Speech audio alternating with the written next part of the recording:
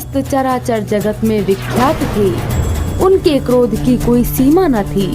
वो किस बात पर प्रसन्न हो जाएंगे और किस बात पर क्रोधित, ये किसी को भी नहीं पता होता था। उनके इस क्रोधी स्वभाव से स्वयं त्रिदेव भी भयभीत रहा करते थे। एक बार महर्षि दुर्वासा पृथ्वी पर भ्रमण कर रहे होते हैं। तभी उन्हें मार्ग में एक विद्याधरी नामक महिला के पास मन और वातावरण को सुगंधित कर देने वाली एक पारिजात पुष्प की माला दिखी। वो माला विद्याधरी ने महर्षि दुर्वासा को भेंट स्वरूप दे दी, जिसे लेकर वो स्वर्ग के लिए निकल पड़ते हैं। हे महर्षि, देवराज इंद्र का प्रणाम स्वीकार करें। कल्याण हो वत्स। हे महर्षि, आप स्वर्ग लोक पधारे हैं, अतः आप हमें अतिथि सत्कार का सौभाग्य प्रदान करें। देवराज इंद्र, मैं अपने मन और चित्त को एकाग्रित करने के उद्देश्य से इस समय सृष्टि के भ्रमण के लिए निकला हूँ, जिसके उपरांत मैं महादेव की घोर आराधना में लीन हो जाऊंगा। अतः अभी मैं आपका तृतीय सत्कार स्वीकार नहीं कर सकता हूँ। हे प्रभु, आपकी जैसी इच्छा। तभी महर्षि दुर्वासा अपने साथ लाए पारिजात पुष्प की माला को देवराज इंद्रदेव को भेंट स्वरूप दे देते हैं, जिसे इंद्रदेव महर्षि दुर्वासा का आशीर्वाद समझकर बड़ी ही श्रद्धा से ग्रहण तो कर लेते हैं। परंतु देवराज इंद्र उस पारिजात पुष्प की माला को ऐरावत के मस्तक पर सुशोभित कर देते हैं। परंतु उसी समय ऐरावत पुष्प की महक के कारण अपनी सूंड से उस माला को मस्तक से हटाकर अपने पैरों से कुचलने लगा। उपहार स्वरूप दी गई पारिजात पुष्प की माला का देवराज इंद्र द्वारा तिरस्कार समझकर महर्षि दुर्वासा क्रोधित हो उठे। अहंकारी इंद्र, तूने मेरे द्वारा दी गई माला का तिरस्कार नहीं किया है, अपितु तूने मुझे अपमानित किया है।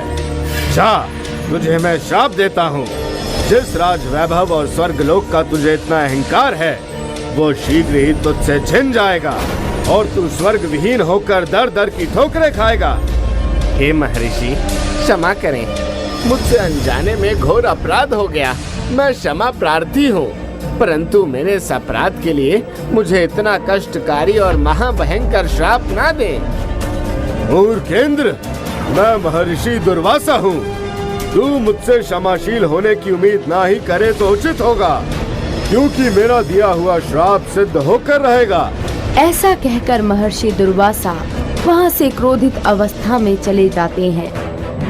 महर्षि दुर्वासा के श्राप के कारण स्वर्ग लोक धीरे धीरे श्रीहीन होने लगा। हर तरफ अधर्मियों और पापियों का सर्वस्व बोलबाला होने लगा, जिस कारण इंद्र की सत्ता को असुरों और दैत्यों की चुनौती मिलने लगी। इंद्रदेव सहित समस्त देवगण श्रीहीन होने के साथ ही साथ शक्तिहीन हो गए, जिस कारण असुरों और दैत्यों की एक संगठित सेना स्वर्गलोक पर आक्रमण कर अपना अधिकार स्थापित कर लेती है और देवताओं से उनका स्वर्गलोक छीनकर उन्हें दर दर की ठोकरें खाने के लिए विवश कर देती है। समस्त देवगण सहायता के लिए ब्रह्मदेव के पास जाते हैं। त्राहिमाम, त्राहिमाम, हे ब्रह्मदेव, हमारी रक्षा करें। महर्षि दुर्वासा के श्राप के कारण हम समस्त देवगण श्रीहीन और शक्तिहीन हो गए हैं, जिस कारण असुरों ने हमारे स्वर्ग लोक पर अधिकार कर हमें स्वर्ग विहीन कर दिया है। अतः हे प्रभु, आप मेरी सहायता करें, अन्यथा सर्वस्व अधर्मी और पापियों का बोलबाला हो जाएगा और धर्म की हानि होने लगेगी। हे देवगण, आपके इस कार्य में केवल सृष्टि के पालनहार श्री हरि विष्णु ही आपकी सहायता कर सकते हैं। अतः आप सभी देवगण अविलंब वैकुंठ धाम जाकर भगवान विष्णु से सहायता के लिए अनुनय विनय करें। ब्रह्मदेव सहित समस्त देवगण श्री हरि के धाम वैकुंठ पहुंच जाते हैं, जहां वो शेषनाग की शैया पर माता लक्ष्मी के साथ विराजमान थे। हे प्रभु, महर्षि दुर्वासा के श्राप के कारण हम समस्त देवगण श्रीहीन और शक्तिहीन हो गए हैं। इसी का लाभ उठाकर असुरों और दैत्यों की सेना ने स्वर्ग पर आक्रमण कर अधिकार कर लिया है और जिस कारण समस्त सृष्टि में हाहाकार मचा हुआ है। आप अपनी शक्ति का प्रयोग कर हमारे खोए हुए तेज को पुनः प्राप्त करने में सहायता कीजिए। हे देवगण, आप सभी मेरे शरणागत हैं, अतः मैं आपकी सहायता अवश्य करूंगा। हे देवगण, महर्षि दुर्वासा के श्राप के कारण आपका सारा वैभव क्षीर सागर में जाकर समाहित हो गया है और उसे पुनः पाने के लिए आपको समुद्र मंथन करना होगा और इस कार्य को पूर्ण करने के लिए आप सभी को असुरों और दैत्यों की भी सहायता लेनी पड़ेगी। उनकी सहायता के बिना ये कार्य संभव नहीं होगा।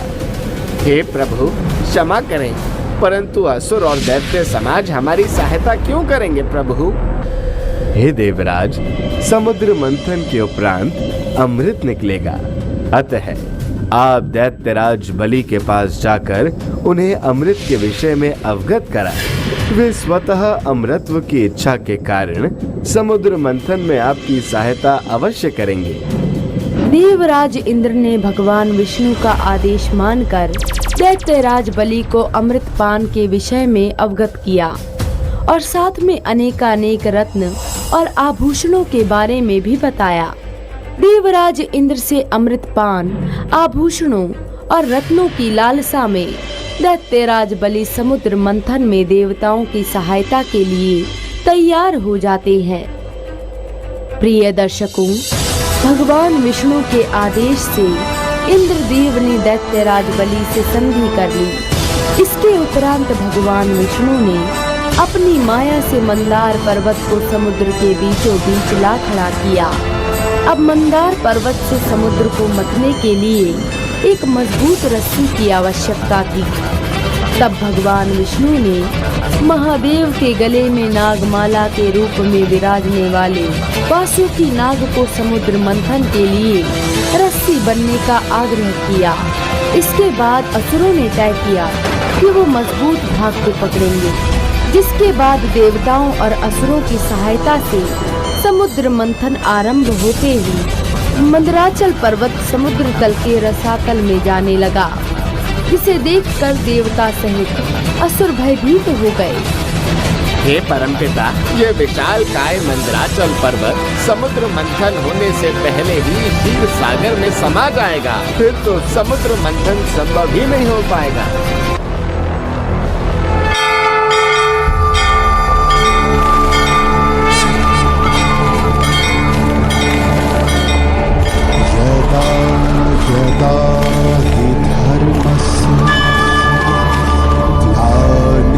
भवति भारत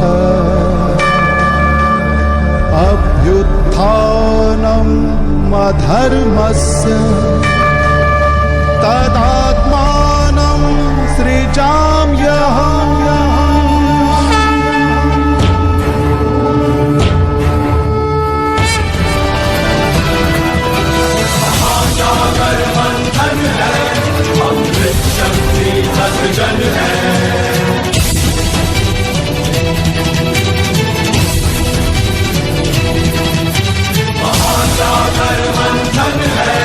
अमृत शक्ति का सृजन है, धर्म अधर्म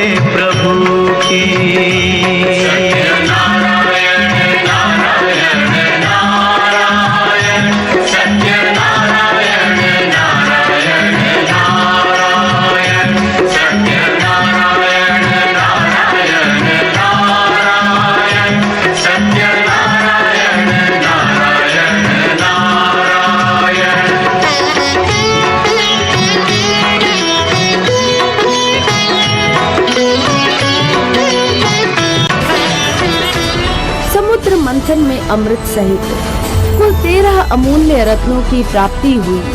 देवताओं ने भगवान विष्णु के मोहिनी अवतार की सहायता से अमृत पान किया और अपनी खोई हुई शक्तियों और राज वैभव को असुरों और दैत्यों को युद्ध में पराजित कर पुनः प्राप्त कर लिया।